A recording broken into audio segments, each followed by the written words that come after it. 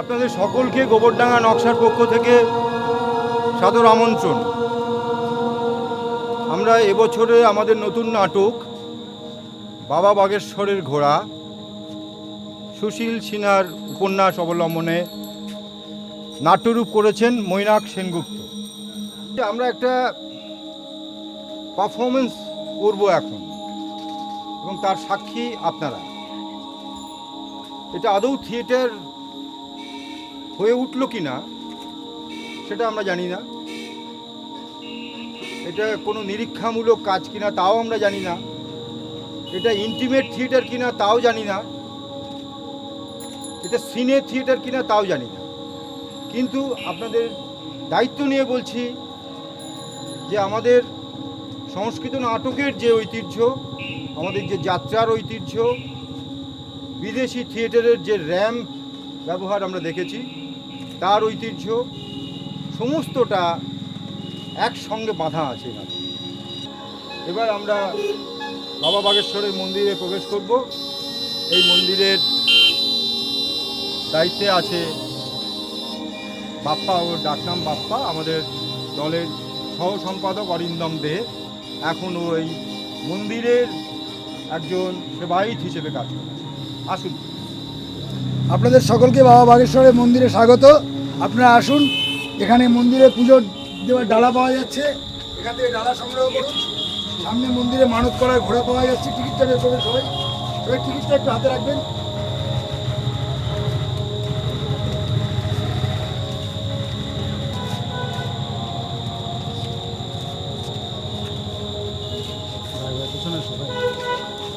এখানে মন্দিরে ডালা পাওয়া যাচ্ছে, ডালার সামনে মন্দিরে মানত করবার জন্য ঘোড়া পাওয়া যাচ্ছে। এই মন্দিরে ঘোড়া দিয়ে মানত করতে হয়।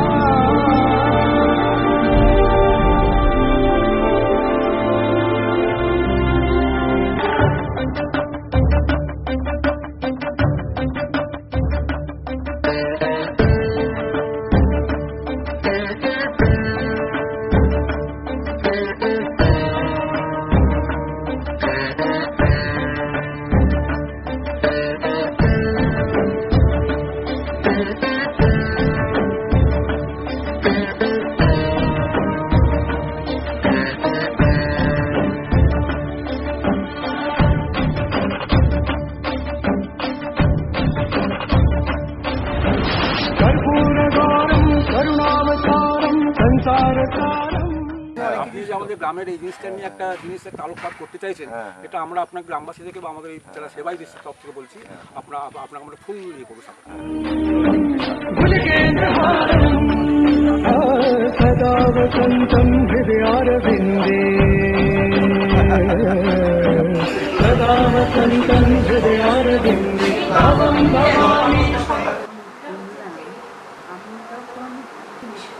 বললাম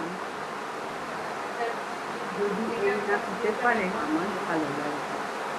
বাবা বাগেশ্বরের ঘোড়া বইটির কথা প্রকাশ করার জন্য তো আমরা লেখকের বাড়িতে যাই সুশীল সিংহের কাছে, তিনি আমাদের বাংলাটা দেন করে দেখার জন্য।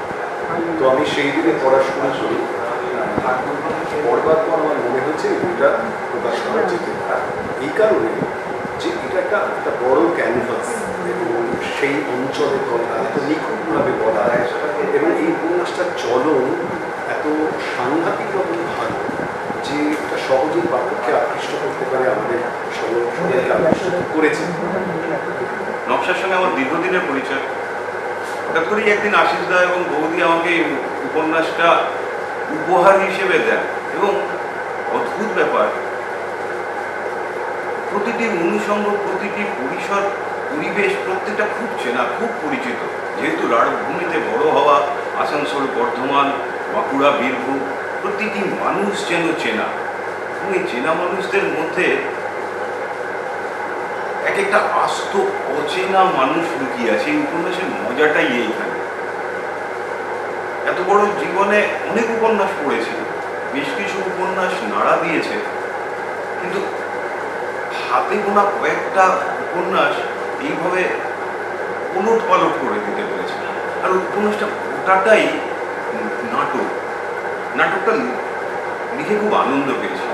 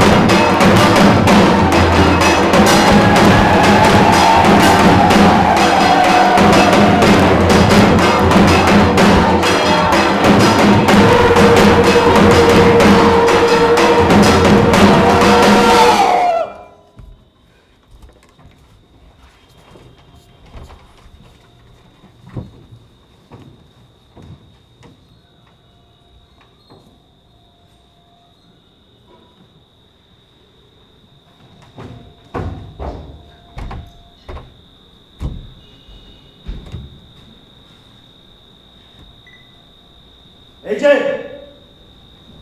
কোত্থেকে আসা হলো এখানে?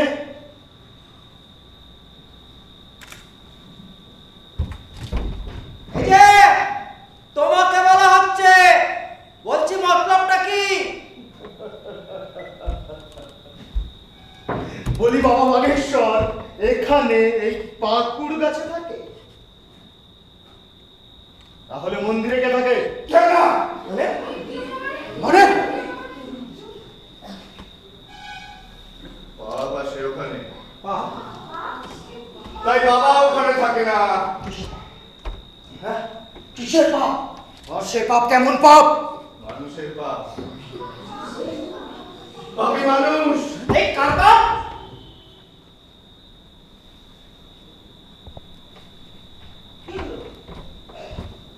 চুপ করে আছো, উত্তর দাও। তোমার সব বুঝিকে বার করে দাও। পাপী কি তার নিজের পাপ চেনে? আর চিনলেও কি তাকে পাপ বলে মানে? তখন থেকে কি পাপ পাপ করছো? পাপী চিনি, তাই বলছি। মা মা তুমি এখনো তাদের চুপ করে থাকে? এই শোনো, তুমি যা বুঝতে দিচ্ছ না সেটা কি করে বুঝবো?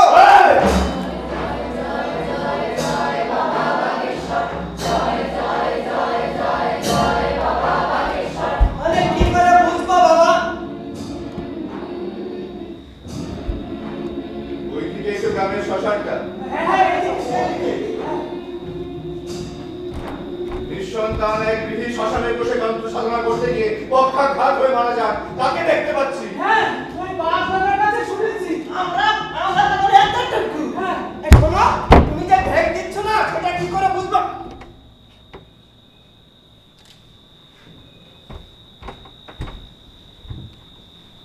এই মেয়েটার বিয়ে হয়েছিল 7 বছর আগে।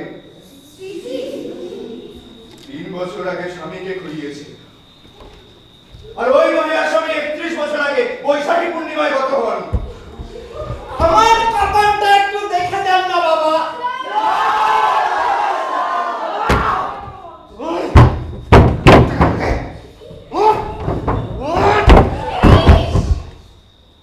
ভূত বলছে মানে? কে কবে কোথায় মরেছে বলছো? বল সকলে, বল জয় বাবা বাগেশ্বরের জয়! জয় বাবা বাগেশ্বর!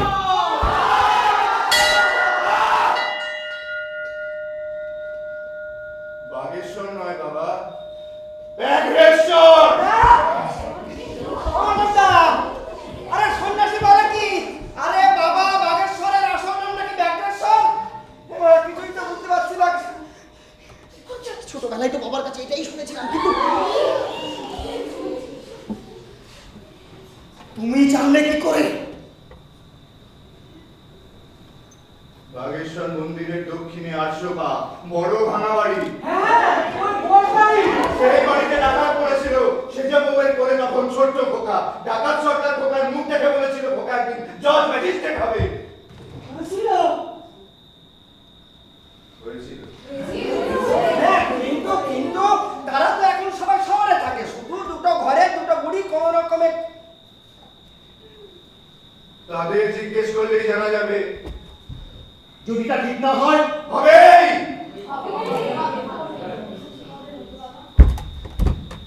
পরাণ,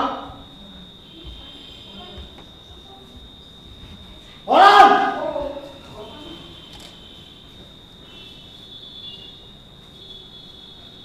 তোমার পুজো শেষ হয়েছে?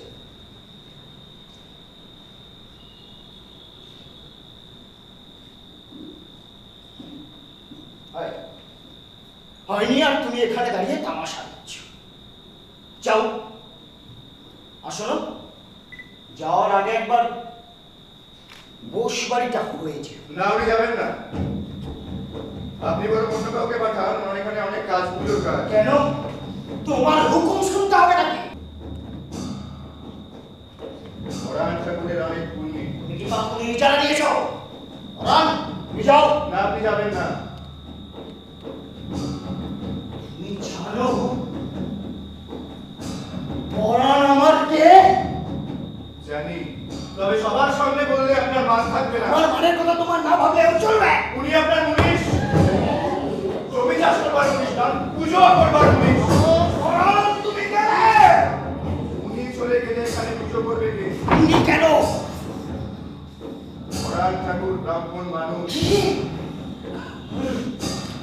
और हमनी की बेचाते তুমি বাছা ঠিক ব্রাহ্মণ্য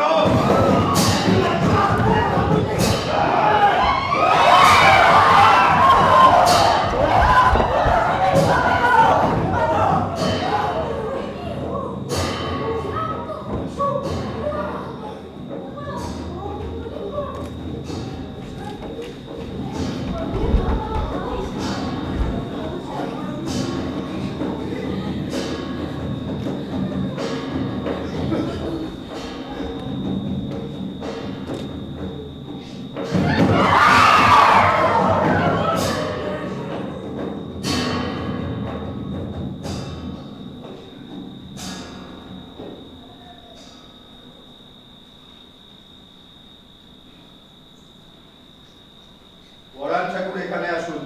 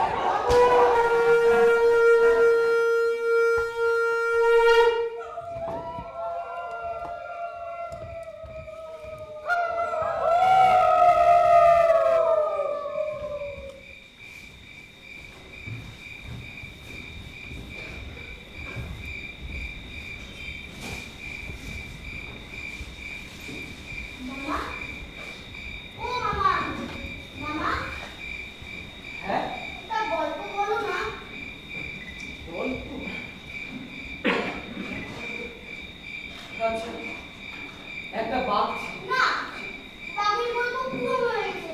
একটা সন্ন্যাসীর গল্প বলো। সন্ন্যাসী কি তোমার কেউ হয়? কই বাবা না তো। তোমার ডাকলো যে মাধব মামা বুঝি পুজো করতে পারে না? চুপ কর।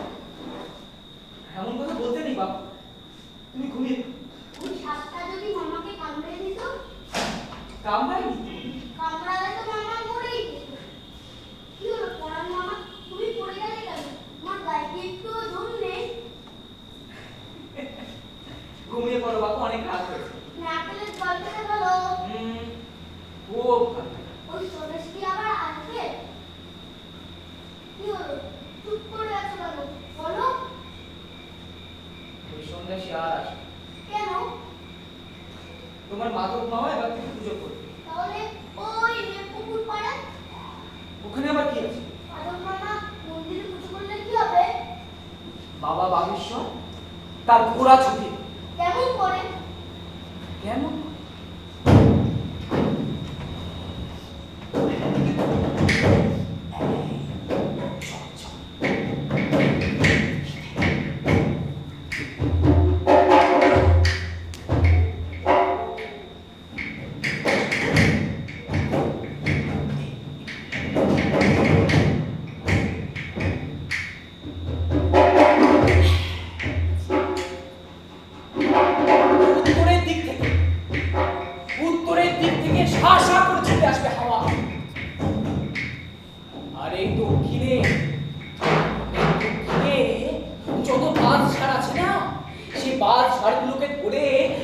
ঝাঁকিয়ে দিচ্ছে।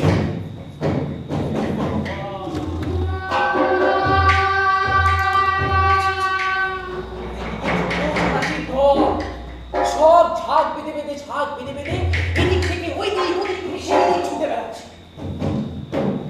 আর সেই সময় আগে না ওরে বাবা চলে আয়।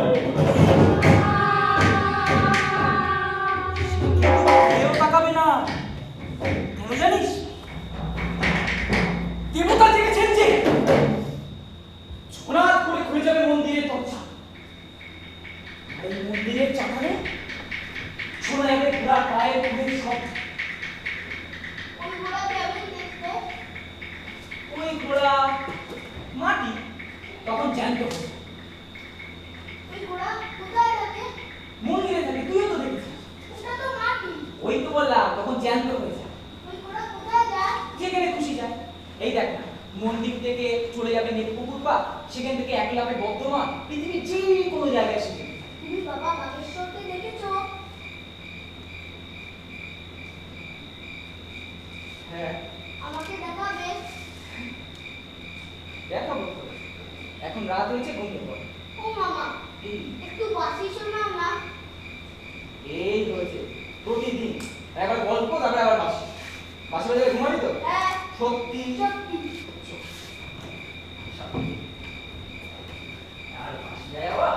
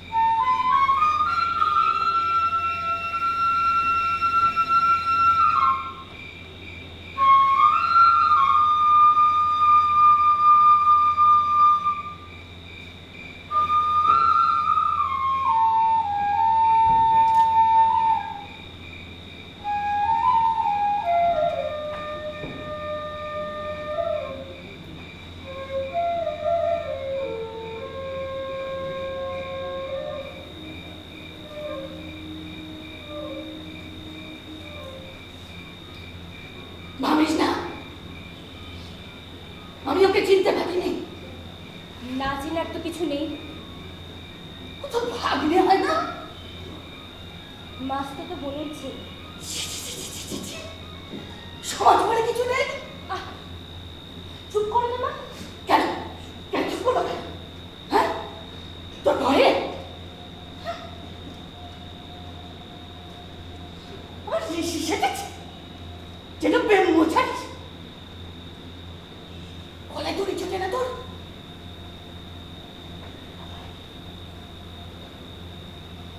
আমি কি গরু না ছাগল যে গলায় দড়ি জোটাবো? আর গলায় দড়ি দেওয়ার জন্য মানুষের জন্য হয় না। এত কথা যে কোথা থেকে শিখলি? জীবন শেখানো মা।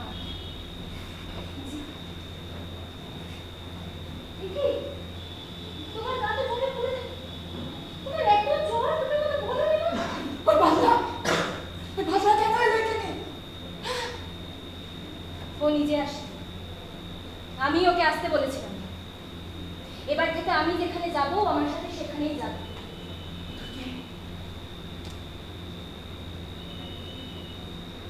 সব সব মা। ছেলেটা কার? ওর বাবা মাকে আমাকে যে মন্ত্র করে বিয়ে করেছিল তা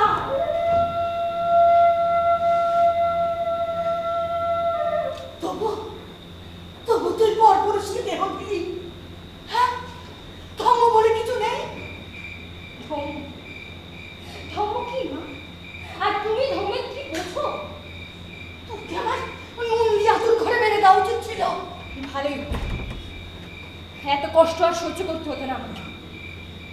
বানানো কষ্ট। তুমি কি কম কষ্ট পেয়েছো? যে দাদার জন্য তুমি এত কিছু করলে, লোকের কাছে হাত পেতে তাকে 10 জনের একজন করলে, আর আজ তুমি তার আর তার 2 বইয়ের দয়ায় বেঁচে আছো। দয়া কপাল কপাল কপাল আমার। কপাল নয়, কপাল নয়, তুমি তোমার পাপের ফল ভোগ করছো। পাপ? আমি করেছি পাপ? তুই করেছিস পাপ, তুই।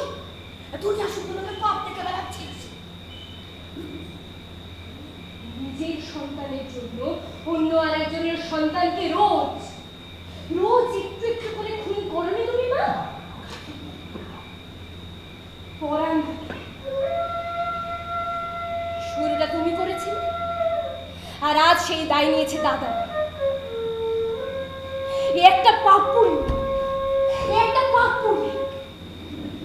থাকিস কেন এই পাপ পুণ্যে? এমনি এমনি থাকি না, প্রতি মাসে গুনে গুনে পয়সা বড্ড টাকা দেওয়া হয়েছে তো স্মৃতি, বড্ড দেওয়া। তোমার জন্য দিই মা। আর তোমার আদরের ছেলে আমার হাত থেকে 2 হাত থেকে নেয়। কোনো নয় না আমার। সত্যিটা মেনে নাও মা, সত্যিটা মেনে নাও, তাহলে দেখবে